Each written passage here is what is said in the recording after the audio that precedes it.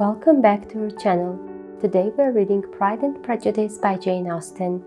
In chapter 37, we attended a dinner with Elizabeth at Rosings. Let's see what happens next in chapter 38. On Saturday morning, Elizabeth and Mr. Collins met for breakfast for a few minutes before the others appeared, and he took the opportunity of paying the parting civilities which he deemed indispensably necessary. "I know not, Miss Elizabeth," said he, "whether Mrs. Collins has yet expressed her sense of your kindness in coming to us, but I am very certain you will not leave the house without receiving her thanks for it. The favour of your company has been much felt, I assure you. We know how little there is to tempt anyone to our humble abode. Our plain manner of living, our small rooms and few domestics, and the little we see of the world, must make Hunsford extremely dull to a young lady like yourself, but I hope you will believe us grateful for the condescension, and that we have done everything in our power to prevent your spending your time unpleasantly." Elizabeth was eager with her thanks and assurances of happiness. She had spent 6 weeks with great enjoyment, and the pleasure of being with Charlotte and the kind attentions she had received must make her feel the obliged. Mr. Collins was gratified, and with a more smiling solemnity replied, "It gives me great pleasure to hear that you have passed your time not disagreeably. We have certainly done our best, and most fortunately having it in our power to introduce you to very superior society, and from our connection with Rosings, the frequent means of varying the humble home scene, I think we may flatter ourselves that your Hunsford visit cannot have been entirely irksome. Our situation with regard to Lady Catherine's family is indeed the sort of extraordinary advantage and blessing which few can boast. You see on what a footing we are. You see how continually we are engaged there. In truth, I must acknowledge that, with all the disadvantages of this humble parsonage, I should not think anyone abiding in it an object of compassion, while they are sharers of our intimacy at Rosings." Words were insufficient for the elevation of his feelings, and he was obliged to walk about the room while Elizabeth tried to unite civility and truth in a few short sentences. "You may, in fact, carry a very favourable report of us into Hertfordshire, my dear cousin. I flatter myself at least that you will be able to do so.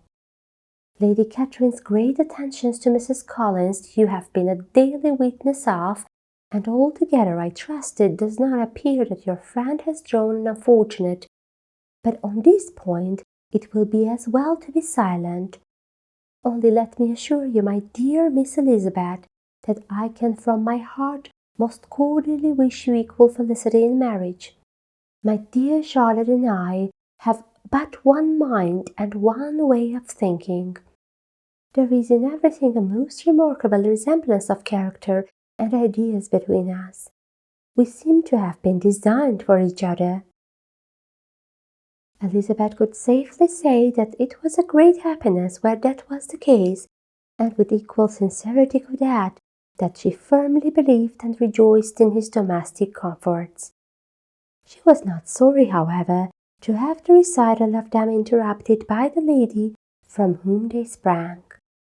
Poor Charlotte! It was melancholy to leave her to such society, but she had chosen it with her eyes open, and though evidently regretting that her visitors were to go, she did not seem to ask for compassion. Her home and her housekeeping, her parish and her poultry, and all their dependent concerns had not yet lost their charms. At length the chaise arrived, the trunks were fastened on, the parcels placed within, and it was pronounced to be ready. After an affectionate parting between the friends, Elizabeth was attended to the carriage by Mr. Collins, and as they walked down the garden, He was commissioning her with his best respects to all her family, not forgetting his thanks for the kindness he had received at Longbourn in the winter, and his compliments to Mr. and Mrs. Gardiner, though unknown. He then handed her in, Maria followed, and the door was on the point of being closed when he suddenly reminded them, with some consternation, that they had hitherto forgotten to leave any message for the ladies at Rosings. "But," he added, "you will of course wish to have your humble respects delivered to them, with your grateful thanks for their kindness to you while you have been there." Elizabeth made no objection. The door was then allowed to be shut, and the carriage drove off. "Good gracious!" cried Marie, after a few minutes' silence. "It seems but a day or two since we first came, and yet how many things have happened!" "A great many indeed," said her companion with a sigh. "We have dined 9 times at Rosings, besides drinking tea there twice. How much I shall have to tell!" Elizabeth added privately, "and how much I shall have to conceal." Their journey was performed without much conversation or any alarm, and within 4 hours of their leaving Hansford, they reached Mr. Gardiner's house, where they were to remain a few days. Jane looked well, and Elizabeth had little opportunity of studying her spirits amidst the various engagements which the kindness of her aunt had reserved for them. But Jane was to go home with her, and at Longbourn there would be leisure enough for observation. It was not without an effort, meanwhile, that she could wait even for Longbourn before she told her sister of Mr. Darcy's proposals. To know that she had the power of revealing what would so exceedingly astonish Jane, and must at the same time so highly gratify whatever of her own vanity she had not yet been able to reason away, was such a temptation to openness as nothing could have conquered but the state of indecision in which she remained as to the extent of what she should communicate, and the fear, if she once entered on the subject, of being hurried into repeating something of Bingley which might only grieve her sister further.